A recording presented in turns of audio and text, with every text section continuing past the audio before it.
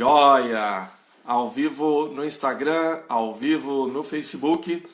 E nós então vamos iniciar nessa manhã nossa escola bíblica, nossa reflexão no tema do nosso estudo, da nossa série, com o livro base Como Integrar Fé e Trabalho, do Tim Keller. Então, como nós já temos trabalhado, nós falamos, usamos o livro base, mas desenvolvemos aí uma reflexão nossa também, para a gente seguir em frente, portanto. Então, eu quero apenas fazer uma breve, bem breve mesmo, uma recordação breve do que nós falamos no encontro passado. Nós falamos então sobre a visão da criação do mundo e das coisas e como o trabalho é visto de uma maneira positiva dentro da fé cristã. Falamos sobre, nos dois encontros anteriores, né, sobre a visão reformada, a visão luterana, a visão calvinista sobre o trabalho. Falamos um pouco também sobre as diversas interpretações acerca da utilidade do trabalho para o desenvolvimento humano ou para a ação de Deus, a evangelização, etc, etc. Então, não vamos retomar isso aqui hoje, só dando uma pincelada e falando do trabalho como algo importante para o ser humano, para a criação de Deus, para todas as coisas. Hoje nós vamos desenvolver um pouco mais isso. Vamos reforçar um pouco mais esse conceito, essa ideia, e vamos falar um pouco também sobre como essa criação, essa impressão, essa incumbência que Deus deu para o homem, para a mulher, para o ser humano, como isso se tornou algo tão importante a ponto de, mesmo que o homem, a mulher, a pessoa, o indivíduo, quem quer que seja, essa pessoa não creia em Deus, ou ela não entenda a fé da maneira como nós cristãos entendamos, ainda assim, uma vez que o trabalho é bem desenvolvido, ele acaba trazendo também os seus frutos e acaba cumprindo um papel, uma incumbência que é dada por Deus ao ser humano. Tá bom? Mas isso a gente vai desenvolver e vai conversar mais aqui durante a nossa reflexão. Então, para começar, eu quero convidar você para ler ou ouvir comigo a leitura do texto base no livro do Gênesis, capítulo 1, versículos 26 e 27. Nós vamos falar um pouquinho, tendo esse texto como base, para a gente desenvolver aqui a nossa reflexão, tá bom? Então vamos lá. Gênesis 1, 26, 27, diz assim: Também disse Deus, façamos o homem à nossa imagem, conforme a nossa semelhança. Tenha ele domínio sobre os peixes do mar, sobre as aves dos céus, sobre os animais domésticos, sobre toda a terra e sobre todos os répteis que rastejam pela terra. Criou Deus, pois, o homem à sua imagem. A imagem de Deus os criou. Homem e mulher os criou. Muito bem. Pessoal, vamos fazer uma oração. Pai, nós te agradecemos pela tua palavra. Pedimos agora que ela seja reflexão, instrução, graça e direção para tudo que nós vamos conversar aqui nesta noite, juntamente com a unção do teu Santo Espírito. Oramos assim, te agradecemos em nome de Jesus. Amém. Muito bem. Bom, então, diante de tudo aquilo que a gente já fez aqui como uma reprodução, ou uma rememoração do que nós falamos anteriormente, nós vamos falar um pouco mais então sobre o trabalho como algo criado por Deus e como uma incumbência divina para o ser humano. Bom, o primeiro aspecto que a gente precisa entender, já baseando-nos nesse texto, é que o trabalho é uma necessidade para o ser humano. Veja, nós vimos aqui no Gênesis que Deus, né, ou a Trindade Santa, porque aqui nós vemos no plural, né, façamos o homem a nossa imagem e semelhança. Então é a Trindade já criando o ser humano desde o início, Pai, Filho e Espírito Santo, e já dá uma ordem, uma incumbência dizendo, olha, tenha ele, o ser humano, domine sobre os peixes do mar, domine sobre as aves dos céus, domine sobre os animais domésticos, terra, sobre toda a terra, répteis e todas as coisas. E no fim, que ele foi criado à imagem de Deus, homem e mulher os criou. Portanto, o trabalho, a tarefa, a atividade do ser humano no mundo é cuidar, é dominar, é organizar, é dirigir todas essas coisas que não foram criadas pelo homem, mas foram criadas por Deus. Ou seja, é como se nós estivéssemos aqui gerenciando para o bem e para o mal, né?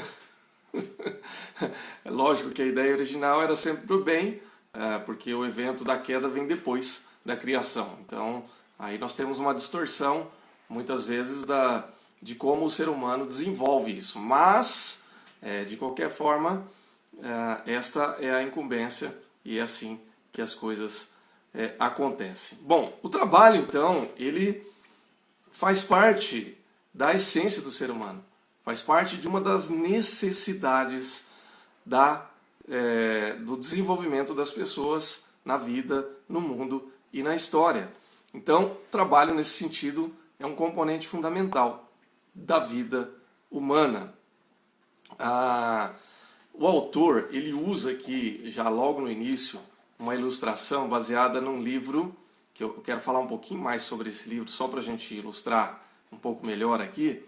Ele usa uma ilustração do livro A Revolta de Atlas, que no Brasil, até 2010, por aí, ele era conhecido como... O nome do livro era Quem é John Galt, que não é uma tradução muito feliz do livro, porque o título original, em inglês, ele também tem o mesmo significado, A Revolta de Atlas. E John Galt é um personagem importante do livro, que no Brasil vinha com essa edição. É que ninguém falava muito desse livro até poucos anos atrás, a não ser no meio acadêmico ou entre o pessoal mais esclarecido. Já vou falar um pouco mais do livro, mas deixa eu falar a frase primeiro e você vai depois entender. A autora, a filósofa Ayn Rand, ela escreve a seguinte frase no livro. Diz assim: seja uma sinfonia, seja uma mina de carvão, todo trabalho é um ato de criação. Jorra da mesma fonte. A capacidade de enxergar, de conectar e de criar o que não tinha sido visto, conectado e realizado antes. Então, para Ayn Rand, o trabalho criativo e produtivo é essencial à dignidade humana, mas geralmente é substituído pela burocracia e pela mediocridade. O que acontece aqui, só antecipando um pouco? Qual que era a visão da Ayn Rand e por que essa frase ou esse pensamento permanece por muito tempo?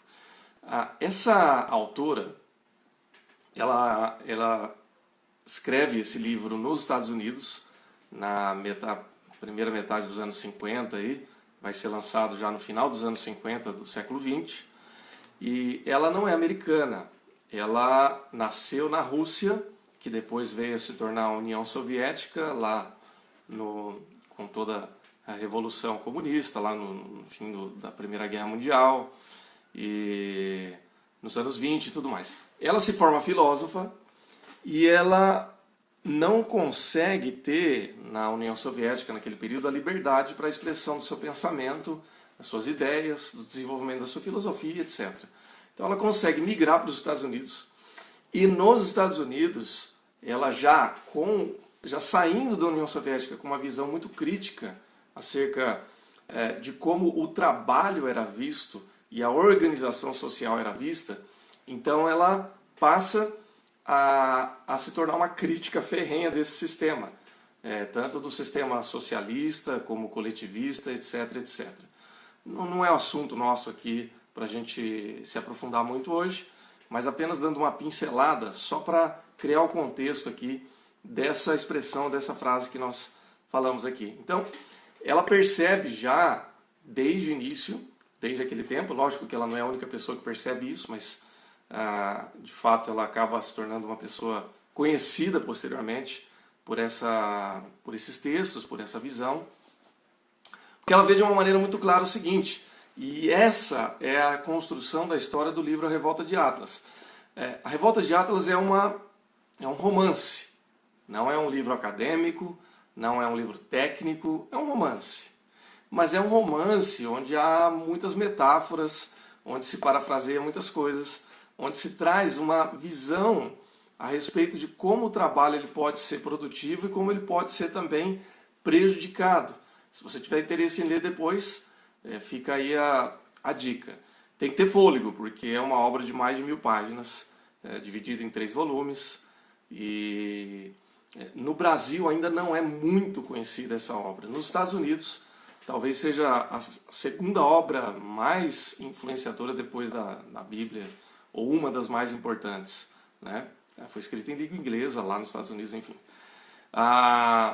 Mas no cenário político brasileiro nos últimos anos, acabou se popularizando essa obra de novo, ou se popularizando pela primeira vez no Brasil, porque faz essa contraposição justamente entre um Estado que é profundamente burocrático, e aí a crítica dela é essa, dizendo assim, olha,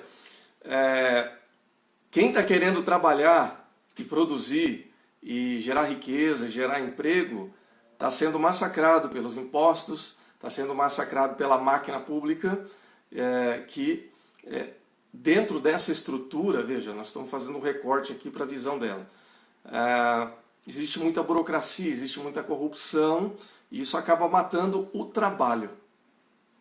Então, desestimula as pessoas a quererem trabalhar e a produzir a sua riqueza, a produzir emprego, a produzir um sistema que possa gerar benefício para todo mundo, onde todos vão ter a oportunidade de comer, trabalhar pelo seu próprio esforço, pela sua própria dedicação. Ok? Então, independentemente das nuances dessa visão, né, porque nosso fundamento aqui não é a filosofia de Ayn Rand, nosso fundamento aqui é a Bíblia. Mas é uma ilustração interessante porque essa frase, esse recorte do livro, ele traz uma reflexão que tem muito a ver com o aspecto bíblico que nós estamos tratando aqui. Ou seja, que todo trabalho, seja ele qual for, é um ato criador, ou é um ato de criação. É um aspecto do desenvolvimento humano que jorra da mesma fonte. Então, seja a capacidade que você tem de enxergar algo lá na frente, pensar uma tarefa, pensar um trabalho, seja a capacidade de conectar pessoas ou conectar tarefas, ou pensar em aspectos do trabalho que você pode juntar e criar uma coisa nova, seja o desenvolvimento de uma tarefa, seja a possibilidade de realizar coisas, tudo que envolve o trabalho nesse aspecto é um ato criador. E aí a gente volta para a criação, para o texto bíblico da criação, onde o homem é feito à imagem e semelhança de Deus, com o propósito de continuar gerenciando a criação, desenvolvendo a criação de Deus e a criação para o homem e para o mundo. Então é assim que a Bíblia diz que o homem é feito à imagem e semelhança de Deus e, portanto, ele tem um trabalho como um dos aspectos centrais da dignidade humana. Gente, até aqui tudo bem? Ficou claro? Essa introdução, essa ilustração que nós fizemos aqui, pessoal aqui no Instagram, pessoal no Facebook, tudo bem? Comenta aí se você tiver alguma dúvida ou se você tiver algum insight que você está tendo aí, você pode comentar e a gente vai seguindo aí em frente.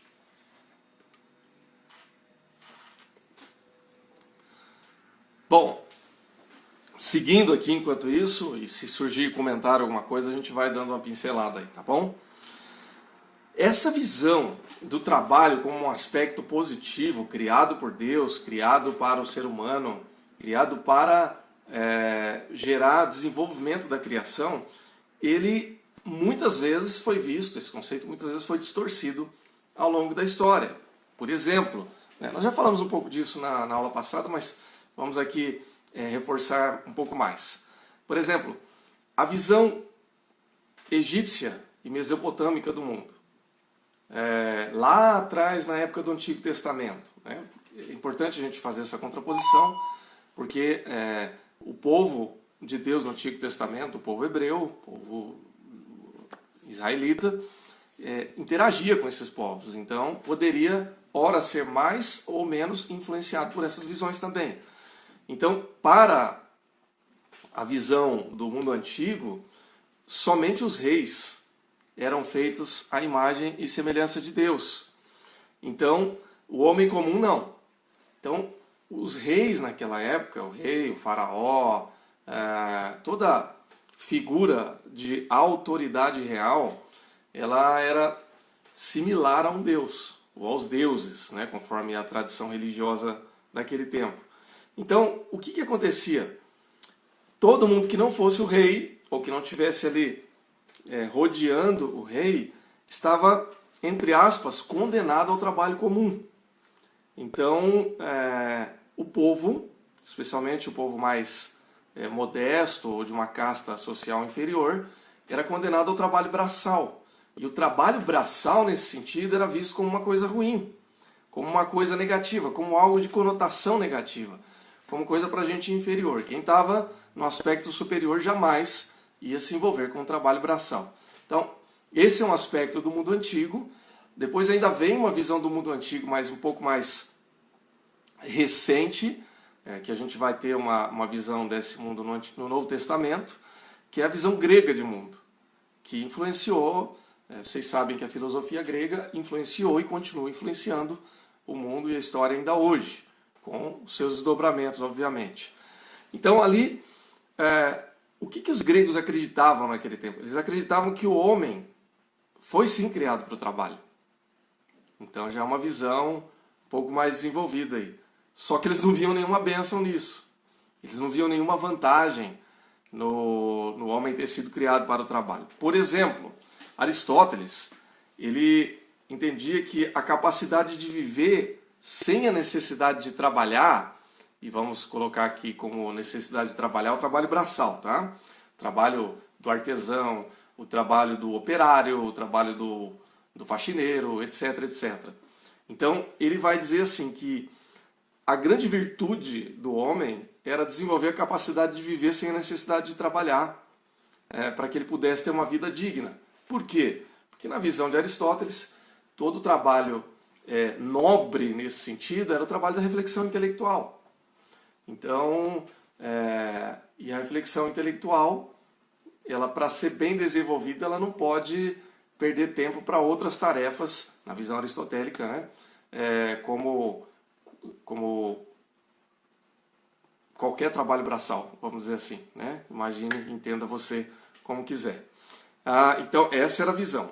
Já Platão, ele entendia que todo trabalho físico, ele distorce e atrapalha a alma em busca pela verdade. Eu vou tentar explicar isso da maneira mais sucinta possível, para não ficar uma coisa muito teórica aqui, tá, gente?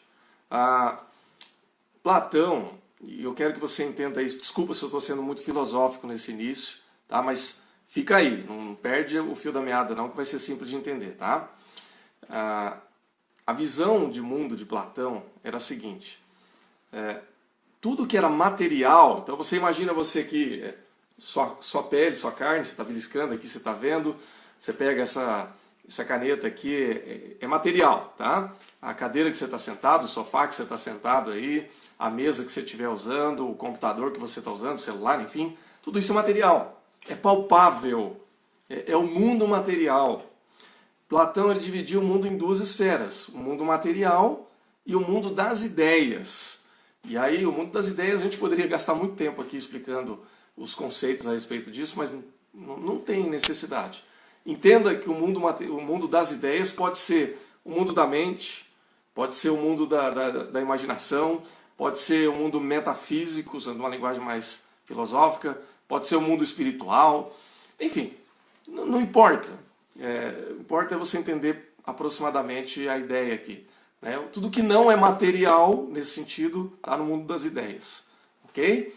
Então, Platão ele tinha uma visão muito pessimista do mundo material, como várias correntes filosóficas daquele tempo, inclusive algumas religiões, como o gnosticismo, que deu muito trabalho para o apóstolo Paulo lá no início da igreja cristã.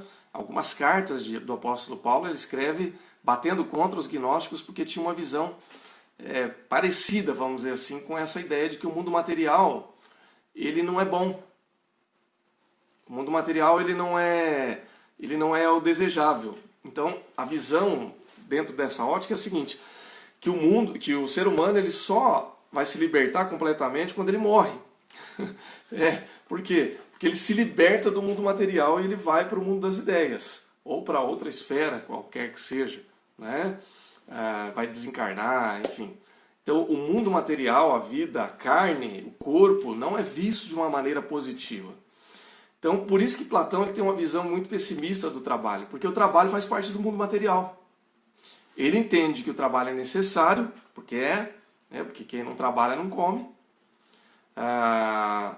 Se você não trabalha, você não cria coisas, você não cuida das coisas. Então, Platão ele diz, olha, é necessário trabalhar. E o trabalho ele é importante.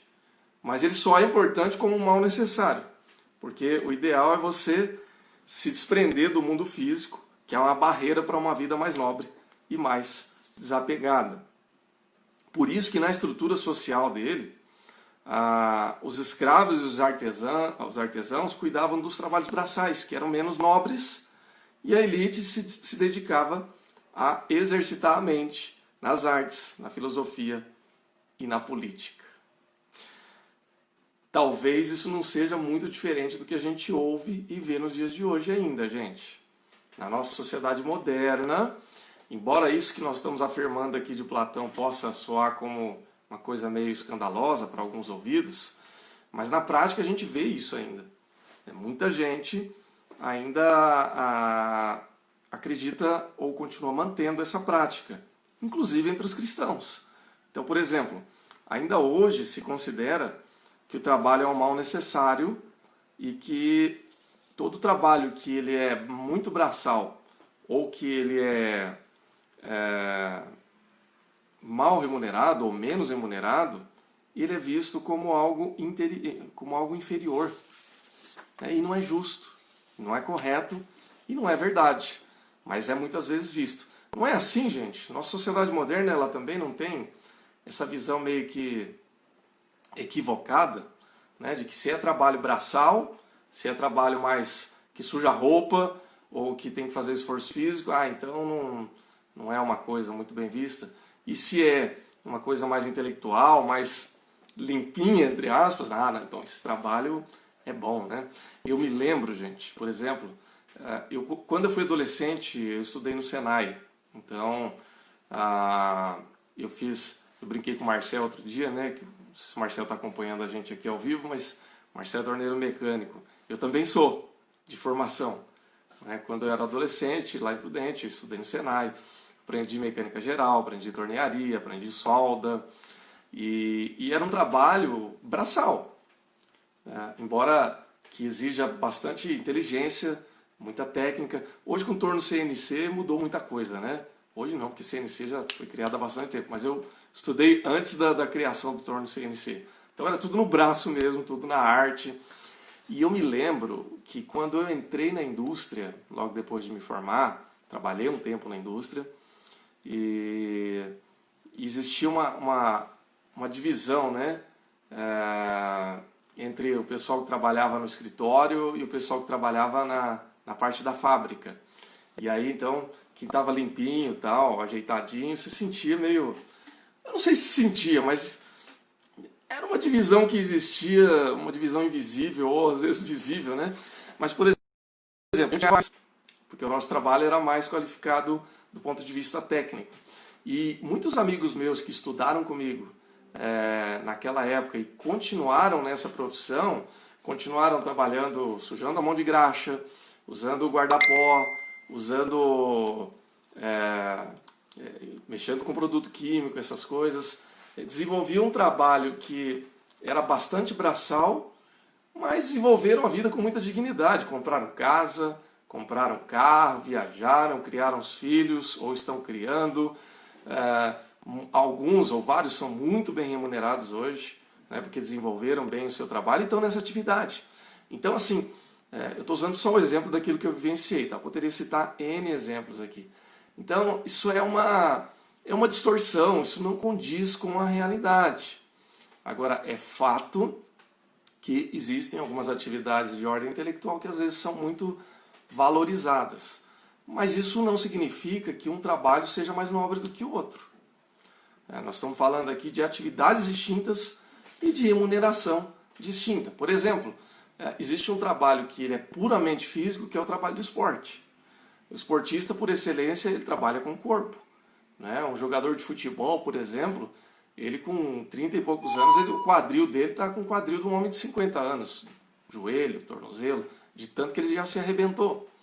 E aí alguém pode dizer assim, mas ganha muito bem, né? É verdade. 1 ou 2%. O resto é tudo operário, né? Não ganha nem 10% do que esses jogadores ganham aí. Então, todo trabalho tem essas nuances. Do mesmo jeito que o trabalho mais técnico, mais acadêmico, que você usa uma roupa social, pode até aparentar um trabalho mais nobre, mas não necessariamente pode ser muito bem remunerado. Então você tem aquele que ganha muito bem, mas você tem aquele que trabalha todo ajeitadinho e ganha um salário mais modesto do ponto de vista dos valores. O que não quer dizer também que não seja um trabalho nobre. Então, vocês estão entendendo o ponto, pessoal, do que eu estou querendo comparar aqui? É que todo trabalho é trabalho. Seja ele bem remunerado do ponto de vista de quantidade de dinheiro ou nem tanto, seja do ponto de vista mais intelectual ou mais braçal, todo trabalho é trabalho. Faz sentido para vocês? Faz sentido, pessoal do Instagram, pessoal do Facebook? Então, essa é a ideia. Evidentemente que todo mundo tem o direito de buscar para si aquilo que é melhor, né? Se você acha que é melhor para você mudar de área, migrar de área, por exemplo, eu trabalhei um tempo na indústria, mas eu entendi e percebi que eu tinha vocação para uma outra atividade, que era mais voltada para a pesquisa, para o estudo, para o ensino. Essa era a minha vocação. Mas aquilo que eu desenvolvia na indústria, eu desenvolvia bem, fazia um bom trabalho. Honestamente, eu não era feliz, justamente porque eu tinha uma vocação mais para uma outra área. Mas fazia bem o meu papel e entendia que era justo o meu salário, né? E fiz com muito orgulho e com o entendimento de que aquilo era uma coisa boa, ok? Então, a gente não pode cair nessa armadilha hoje, não pode reproduzir esse discurso que, por exemplo, o trabalho braçal ele é menos importante, ou que o trabalho do escritório, porque a pessoa não pega no pesado, não é importante. Eu tenho um amigo, por exemplo, que ele detestava todo o trabalho mais intelectual, acadêmico. Que ele falava assim que isso era coisa de gente que não gostava de trabalhar. Aquela ideia dele assim que se não pegou no pesado não é trabalho, né? Isso também é um equívoco, né? Trabalho é trabalho.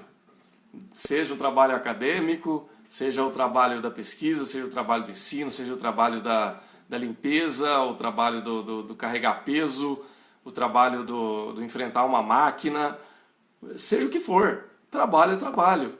Por quê? Porque é um ato criador. Então, estamos voltando ao texto do Gênesis, em que Deus nos chama para sermos co-criadores. Ou seja, Deus fez todas as coisas e a gente vai continuar desenvolvendo a obra da criação nesse sentido. Deixa eu só ver um comentário aqui que o Diego postou, deixa eu ver se eu consigo retomar. Tínhamos que terminar a pessoa e não o trabalho somente. Eu não entendi, Diego, desculpa. Acho que eu perdi o contexto aqui, eu avancei. Tá? Então é isso, né? É o trabalho da criação. E, gente, não é verdade, ou pelo menos assim, não faz sentido que quando a gente está desenvolvendo um trabalho, seja qual for, a gente está criando novas coisas? Parece que não. Às vezes a gente cai na armadilha de achar que não, mas é verdade. A gente desenvolve todas as coisas de acordo com o nosso esforço, de acordo com o nosso trabalho. Eu estava falando daquela filósofa, a Ayn Rand, que ela dizia isso, né, que todo trabalho ele deveria ser valorizado nesse sentido e que deveria ser evitado tudo aquilo que vai parasitar as pessoas, né, que vai só sugar, que vai tirar do ser humano a sua força criativa. Quando eu citei a obra dela, é por quê? Porque na visão dela de uma... Eu não quero entrar em política aqui, tá, gente? Não vou cair nessa armadilha não, tá bom? Mas assim, por exemplo, a visão de que pouca gente está produzindo para muita gente querer mandar, aquela história de muito cacique e pouco índio, que basicamente é a ilustração dela aqui durante o livro, é essa ideia. Se você não é estimulado a criar, a buscar soluções, a ter a valorização do seu trabalho, você começa a desanimar e não fazer mais. E aí isso é um problema. Então, por exemplo, o Estado diz tudo que você tem que fazer. O Estado não cria, o Estado ele gerencia e regula. O Estado é importante, né? Mas é importante nesse sentido. Ele pode dar estímulos, ele pode fomentar, mas em última instância quem vai desenvolver isso é o trabalhador. Ou a empresa, ou as empresas, ou o empreendedorismo, etc, etc. É ali que vai surgir a inovação, a criatividade, baseada na obra do ser humano, do indivíduo, da pessoa, ou do grupo de pessoas. Ok? Então é nesse sentido que a gente vai desenvolver a obra da criação. Eu gosto de gosto de usar a ilustração da história de um homem que não era cristão, mas que mostra, por exemplo, como que Deus nos criou dessa forma, no sentido de que até mesmo se você não tem um entendimento de fé, ou não tem essa mesma visão de fé, mas isso é uma coisa intrínseca do ser humano. Então eu gosto de usar o exemplo do Steve Jobs, né? Enquanto a gente está conversando aqui, você deve estar usando um celular, ou um computador, ou um tablet. Então, só para eu ter um feedback aí, quem está no Facebook ou quem está aqui no Instagram, quem está usando iPhone aqui? Ou está usando o celular? Dá só um joinha ou comenta aí se você quiser, só para eu ter uma ideia. Se não for iPhone não tem problema, só coloca aí se é iPhone ou se é Android, se você está utilizando, ou se você está usando computador também serve. Mas eu perguntei do iPhone só para ter uma ideia. Celular, ok. Por que é interessante a gente pensar nisso? Vamos lá. O Steve Jobs ele levou essa máxima ao pé da letra, mesmo não sendo cristão, ou não tendo uma cosmovisão cristã. Por quê? Jobs ele era um mestre em pegar... ele não era um inventor, por exemplo, a Pri está usando o iPhone, a Gisele está usando o Android, ok.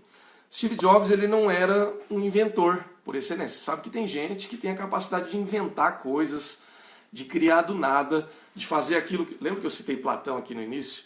Né? O Platão ele tinha uma ideia, e até é engraçado porque ele não tinha uma visão do trabalho como a Bíblia tem, mas ele tinha uma visão do mundo das ideias. Então, Platão entendia o seguinte, que antes de uma coisa ser criada, então, por exemplo, essa minha garrafinha d'água aqui, antes dela ser criada, ela já existia no mundo das ideias.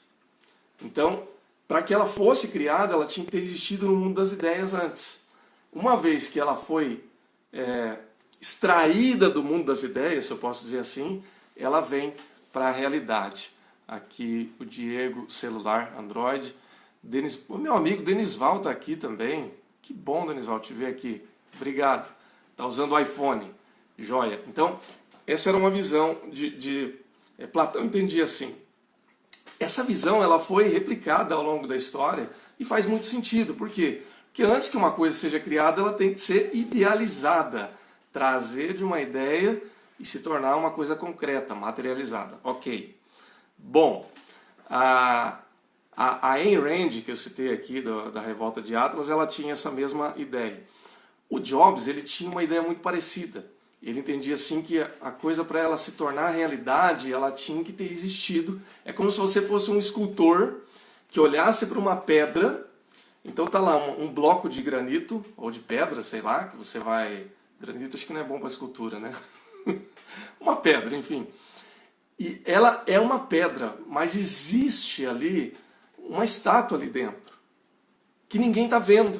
Mas você, que é o escultor, consegue enxergar. Você só precisa extrair ela dali de dentro. Então você vai arrancar os pedaços e vai transformar aquilo numa obra de arte. Essa visão, ela é criadora. É a ideia de criação. Muita gente, conscientemente ou inconscientemente, desenvolveu essa ideia ao longo da história.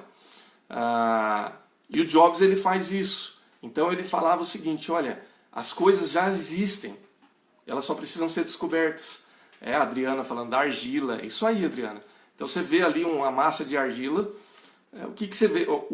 A pessoa que não tem a visão da arte, ela vai falar, o que é isso? Isso é barro, é argila.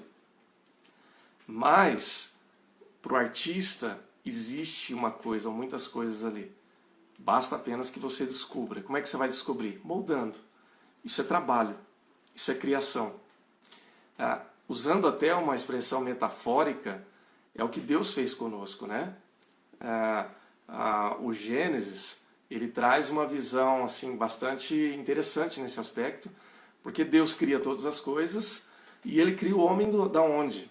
Do pó, do barro, da própria criação. Deus pega aquela massa e ele, como criador, ele enxerga o homem e ele cria o homem.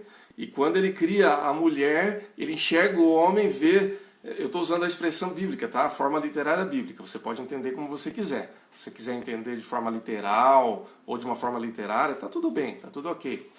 Ele pega uma parte da costela do homem e traz à vida a mulher. Então, ele enxerga aquilo que ainda não existe no mundo material, mas que já existe na força criadora de Deus. Então, essa força criadora de Deus, ela está impressa no homem, está impressa no ser humano. O ser humano entendendo ou não isso, crendo em Deus ou não crendo em Deus, porque o homem foi feito à imagem e semelhança de Deus. Ok? Então, só para finalizar o que eu estava falando do Steve Jobs, que ele tinha essa visão, por quê? Steve Jobs, ele nunca foi um inventor por excelência, mas ele foi mestre, um grande mestre na arte. Aqui, só porque eu não comentei aqui, Natanael está com Android, a Carol está com Android também, a Regiane com Android. Ok. Então, o Jobs ele foi um mestre na arte de combinar ideias, de combinar arte e tecnologia de uma maneira que muitas vezes inventou o futuro. Então, por exemplo, se você está usando um computador, aí, um notebook, na sua casa, isso foi porque um dia o Jobs ele teve a capacidade de unir coisas. O Steve Jobs ele revolucionou 6 grandes indústrias ao longo da história. Ele revolucionou a indústria dos computadores pessoais. Então, por exemplo, eu estou com 2 notebooks aqui. Um que está mandando a live para o Facebook e o outro que eu estou acompanhando no Facebook aqui. Então, isso aqui é porque a gente só tem o notebook porque se teve a ideia de um computador pessoal. Ideia do Steve Jobs. Não foi ele que criou isso. Quem criou foi a Xerox. Não foi a Apple que criou. Mas quando ele viu isso, ele enxergou um potencial que a Xerox não conseguia enxergar. Foi a Xerox que criou o mouse. Não foi a Apple. Mas ele não sabia exatamente qual o potencial disso. Jobs olhou lá de uma maneira muito genial. Ele mandou isso para frente.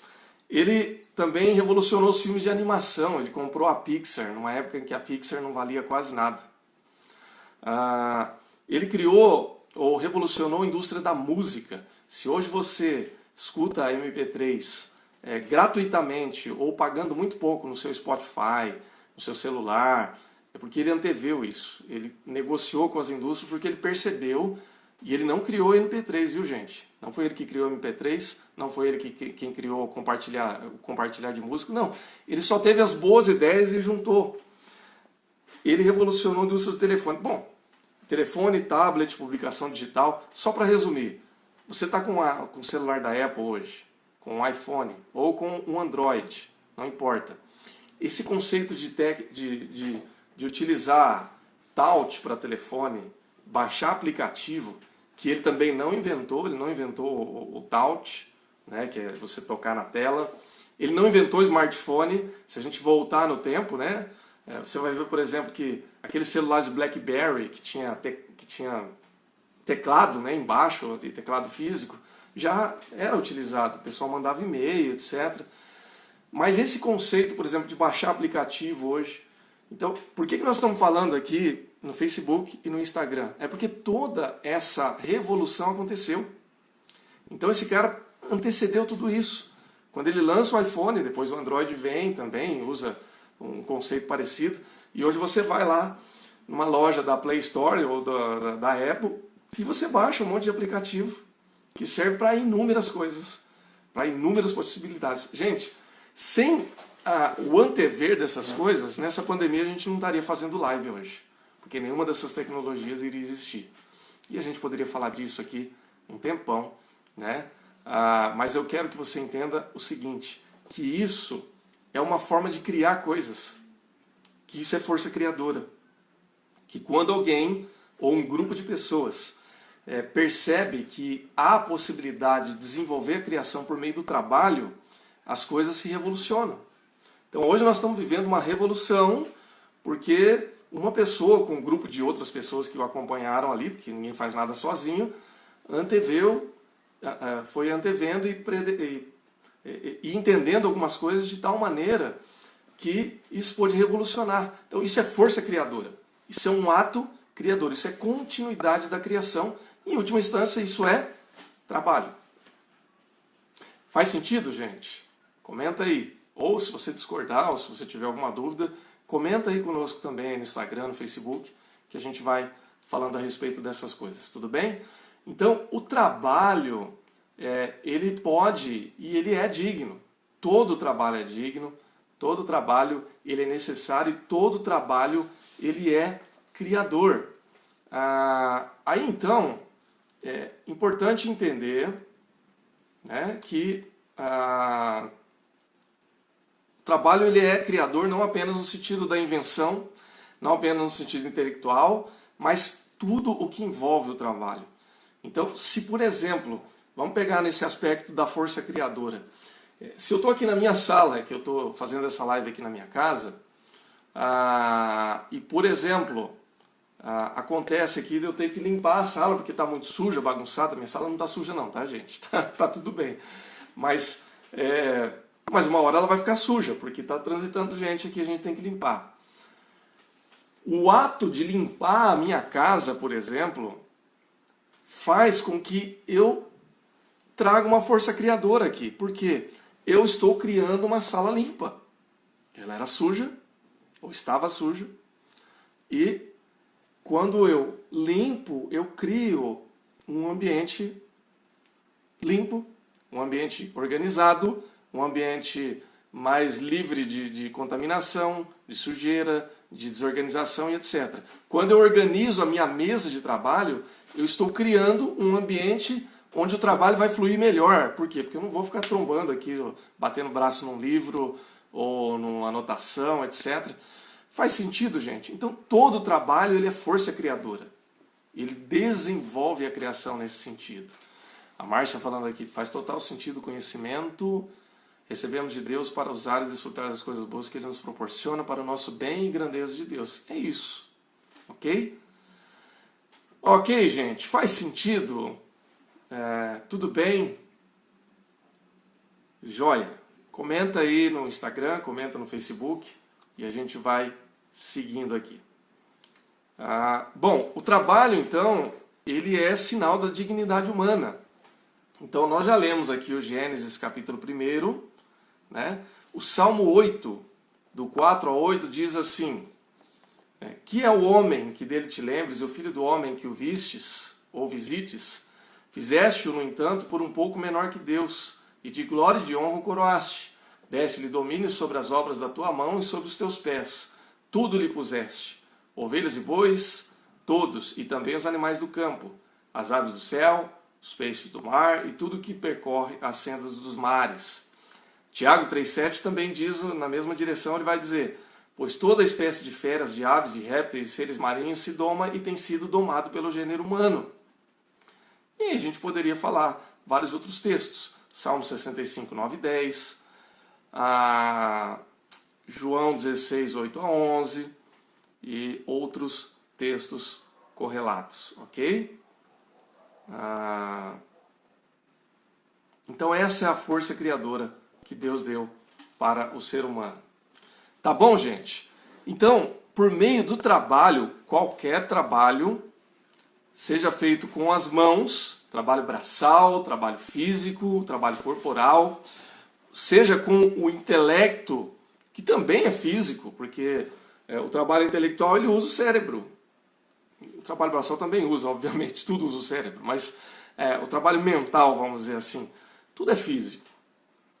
Só que alguns envolvem braço, corpo, peso, envolvem sujar as mãos, sujar o corpo, e outros talvez dentro de uma outra ótica. Mas todo o trabalho ele é feito para a dignidade humana.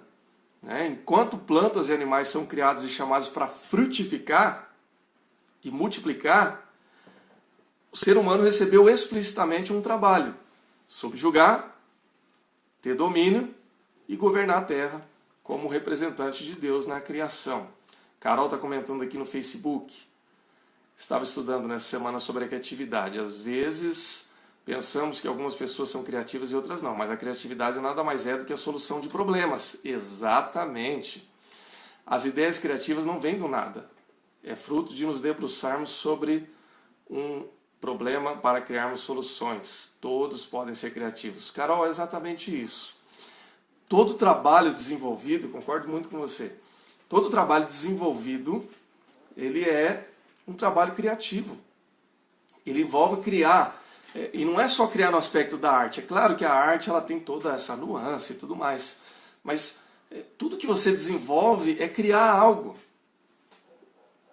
Tudo é criar algo.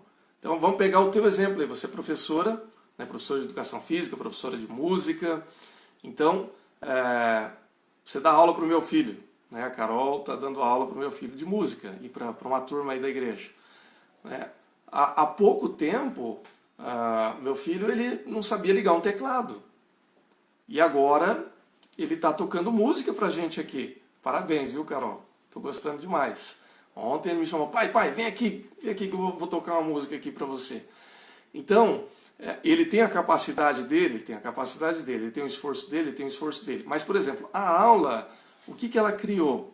Ela pegou uma pessoa, uma criança que não conhecia nada de música, de partitura, e deu os caminhos para que essa criança ela começasse a produzir música. Então, isso é criação. Tá bom, mas é um aspecto artístico, porque música é artística. Tá bom. Então você vai lá, você pega um diácono que vai para a igreja e chega lá, encontra a igreja num certo aspecto e arruma os bancos e organiza as coisas e prepara tudo ali. O que o diácono... E veja, eu estou falando de um trabalho não remunerado, é um trabalho ministerial. Tá? O que ele fez? Ele criou um ambiente propício para que um culto dentro de alguns instantes seja realizado. Isso é força criadora. Faz sentido? Uma mãe que cuida das coisas dos seus filhos, que organiza lá o quarto, que organiza as gavetas, que prepara a comida para o filho, ela está criando, isso é força criadora, isso é trabalho. Está criando as condições necessárias para que naquele dia a criança possa se desenvolver um pouco mais, para que um dia de cada vez ela vá crescendo e encontrando o caminho para a sua autonomia. Faz sentido, gente? Então, o nosso trabalho ele é construído, dia após dia. Um dia de cada vez.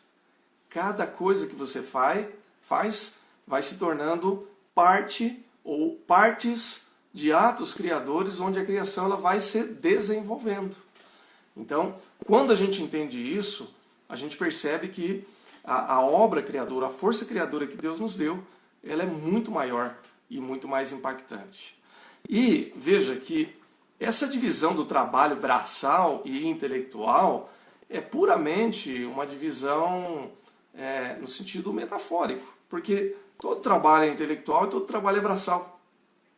Quando eu faço um trabalho físico, né, que envolve carregar peso, entrar debaixo de uma máquina, abrir um motor de um carro, carregar 1 metro de areia numa carriola, enfim, seja lá o que for.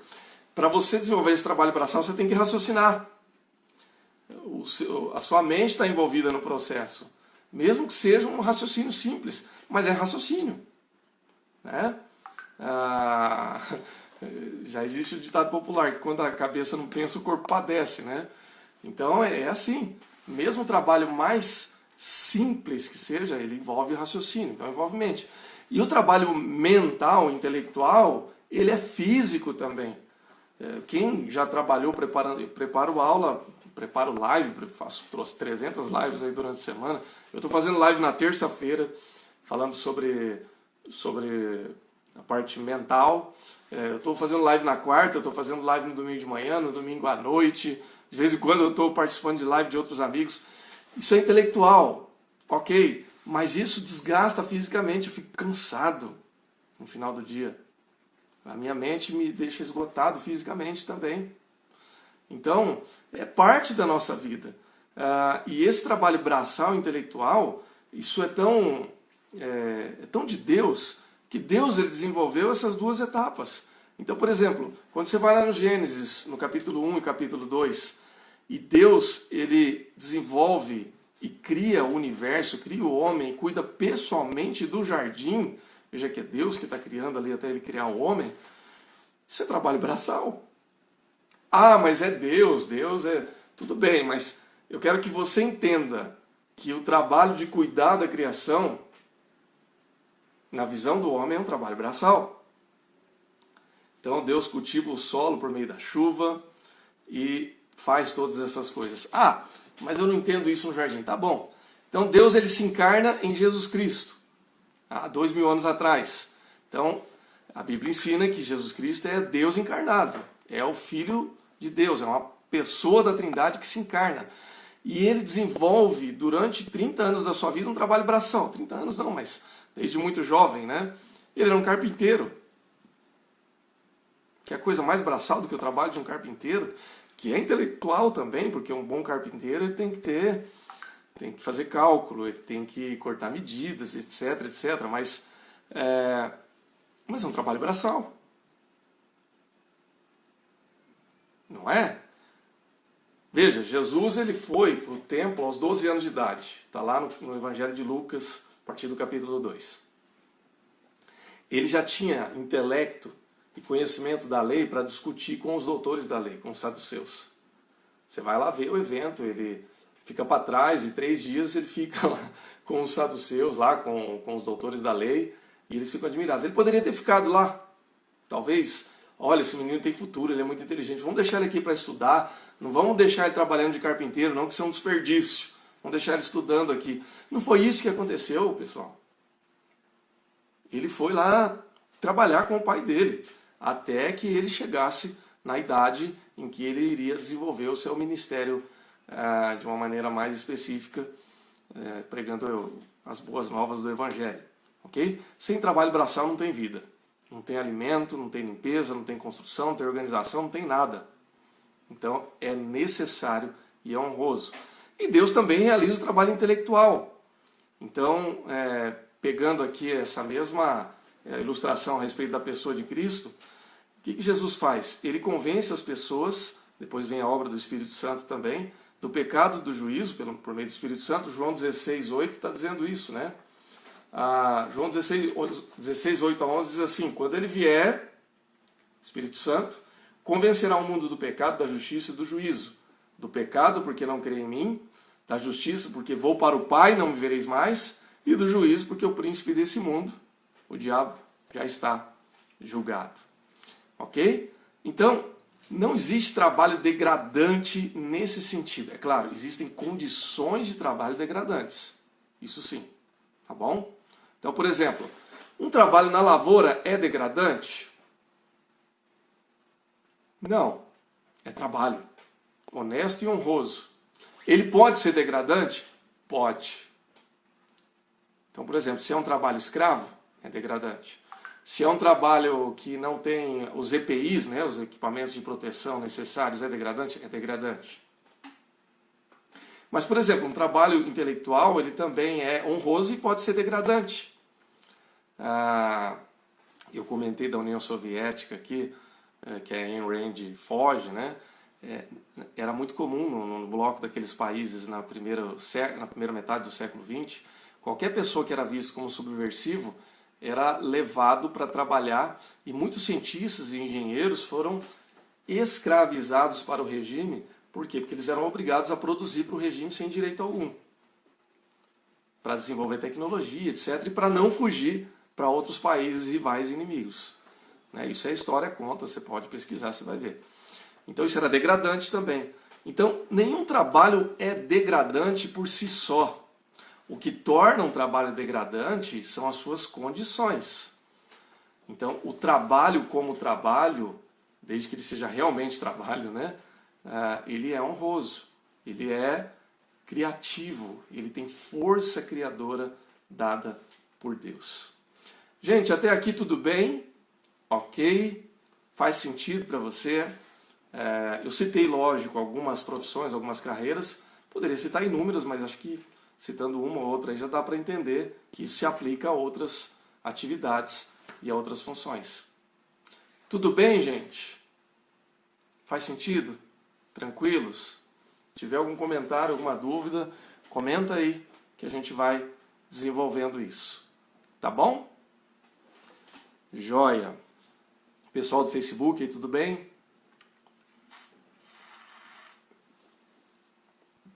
A Gisele aqui no Instagram está dizendo: acho que até as pessoas que sofrem de problemas emocionais relacionados ao trabalho estão relacionadas a trabalhos menos braçais e mais intelectuais. Pode ser, Gisele. Não é uma coisa absoluta, mas tem sentido. Por quê? Porque o trabalho braçal, ele tem uma vantagem entre aspas, né, do ponto de vista do trabalho intelectual. Por qual razão? Porque muitas vezes, quando você é envolvido fisicamente no trabalho, você tem uma queima de energia e uma movimentação física e fisiológica que faz com que seu corpo produza certas substâncias que vão te auxiliar, inclusive, na questão emocional. Então, por exemplo, para você produzir serotonina, melatonina, essas substâncias que o nosso cérebro, que nossas glândulas produzem, que são responsáveis pelo bem-estar e por uma boa noite de sono, elas são estimuladas pela atividade física. Por isso que a gente tem que fazer caminhada, a gente tem que dar uma corridinha, fazer alguma atividade, subir escada, nadar, enfim, seja qual for a atividade, né, que fizer mais sentido, estiver mais próximo de você. Por quê? Porque produz essas substâncias. E isso vai diretamente na questão emocional. E às vezes num trabalho mais intelectual, você fica muito tempo sentado, muito tempo pensando, e quando você pensa demais, às vezes você elabora as coisas de uma maneira inadequada que vai te trazer sofrimento emocional. Ok? Então, assim, não quer dizer que o trabalho braçal não traga pressão emocional, pode trazer também. Às vezes você tem muita meta, muita carga, muita pressão, e isso acaba também envolvendo o intelecto e as emoções. Mas o trabalho físico ele tem essa vantagem de movimentar o teu corpo e produzir substâncias que vão te fazer bem. Ok? Então é muito comum, às vezes, o cara trabalha de peão de obra lá, né? Então, trabalho duro, pesado, se suja, às vezes trabalha no frio ou no sol. Então, assim, é muito desgastante. Só que, assim, mexeu tanto com o corpo e deixou o cara fisicamente tão cansado que ele dorme igual uma criança. Você tem até inveja do cara. Caramba, o cara dorme bem, hein? Eu não consigo dormir igual esse cara. Mas é lógico, ele está fisicamente, queimou tudo que ele tinha que queimar, então ele dorme, né? E o nível de serotonina dele às vezes está alto. Ok? Achismo, mas é isso mesmo, Gi, você tem razão. Então faz sentido dentro dessa ótica. Ok, gente? Pessoal, quem está no Instagram comigo aqui, eu vou pedir para que você me acompanhe. Eu vou fechar essa primeira hora porque está encerrando e nós vamos mais 15 minutinhos para encerrar. Tá bom, pessoal do Instagram, pessoal do Facebook, segura aí um pouquinho, tá bom? E não sai daí não. Eu vou fechar aqui, vou só salvar e já abro uma nova live, você entra lá, por gentileza. Tá? Até já!